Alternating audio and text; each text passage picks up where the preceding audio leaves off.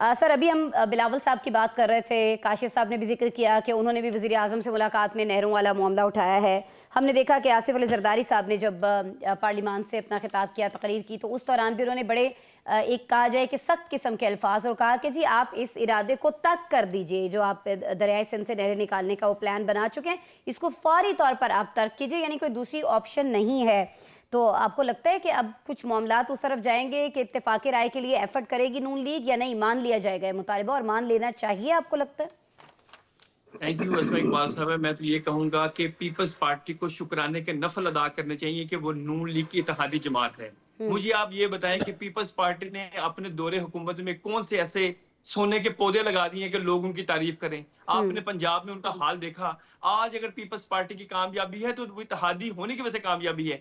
आज सिंध के लोग कहते हैं कि हमें मरियम नवाज जो है वो चीफ मिनिस्टर सिंध में चाहिए। हाँ जी। मतलब कि यहाँ पर काम हो रहा है। जो हम्म। क्राइम का ग्राफ सिंध में है उससे बहुत निस्बतन बेहतर है पंजाब में, कि यहाँ पर सूरत हाल बेहतर है। और अगर पीपल्स पार्टी इस वक्त इत्तेहाद में है, वफाक में, तो उसकी मजबूरी है। उनको ये पता है कि शहबाज शरीफ जो है वज़ीर आज़म पाकिस्तान, वो डिलीवर कर रहे हैं और इसी हम्म। में उनकी इज्जत भी है पीपल्स पार्टी की बतौर सियासी जमात। सही हो गया। देखिए अवाम अब जो है वो चेंज हो चुकी है, अब उनकी सोच चेंज हो चुकी है। अब रोटी कपड़ा और मकान का नारा लगाकर भुट्टोइज्म को नहीं बेचा जा सकता। लोग अब कहते हैं कि आपने हमें मटेरियल फॉर्म में क्या डिलीवर किया है। अब लोगों की सोच चेंज हो गई है। सोशल मीडिया ने लोगों के ज़हन बदल दिए हैं। अब पहले होता था कि एक किसी ने सियासी तकरीर की, जिसने अच्छी सियासी तकरीर की, लोग उसको जो है वो बहुत वेलकम करते थे, लोग उसको लीडर मानते थे। अब लोग ये कहते हैं कि भई जो अच्छा डिलीवर करेगा हम उसको ही मानेंगे। हम हैं इस पोजीशन में अपनी सालमियत का और ये सारी चीज़ें जो फरमा रहे थे शराज साहब, जो हमने सिर्फ सुनी है,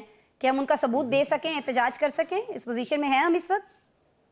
ये अब पाकिस्तान इस की पोजीशन पे सॉवरेनिटी थी कि ये पाकिस्तान प्लीज की प्लीज। सॉवरेनिटी थी कि पीटीआई ने बहुत ज्यादा प्रोपेगेंडा किया कि रिचर्ड ब्रांडन ने जो है वो ट्वीट कर दिया तो इमरान खान को छोड़ दें, हाँ। ट्रंप की हुकूमत आएगी तो इमरान खान छूट जाएगा। ऐसा कुछ नहीं है। देखिए पाकिस्तान एक खुद मुख्तार रियासत है और वो अपने डिसीजन लेना जानता है। ये जो वाकया पेश आया है इस पर जो फॉरेन ऑफिस है उन्होंने कहा है कि हम तहकीकात कर रहे हैं कि ये ऐसा क्यों हुआ।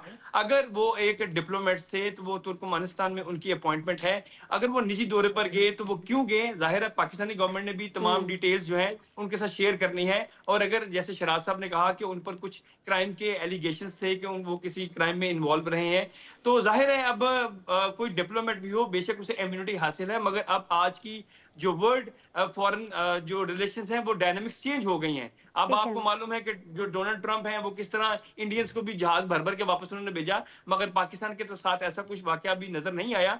हाँ, अलबत्ता ये एक रॉयटर्स ने खबर दी थी कि अफगानिस्तान और पाकिस्तान के बारे में जो अमेरिका की पॉलिसी है कि वहां पर जो सिटीजन के हवाले से वो कोई डिसीजन सख्त लेने वाले हैं कि वो कौन लोग हैं जो ट्रेवल के लिए अलाउ होंगे और कौन नहीं होंगे। अलबत्ता अगर जो एहसन साहब जो कि डिप्लोमेट्स हैं, अगर वो अरेस्ट हुए हैं तो क्या वजूहात हैं, अभी तक डिटेल सामने नहीं आई।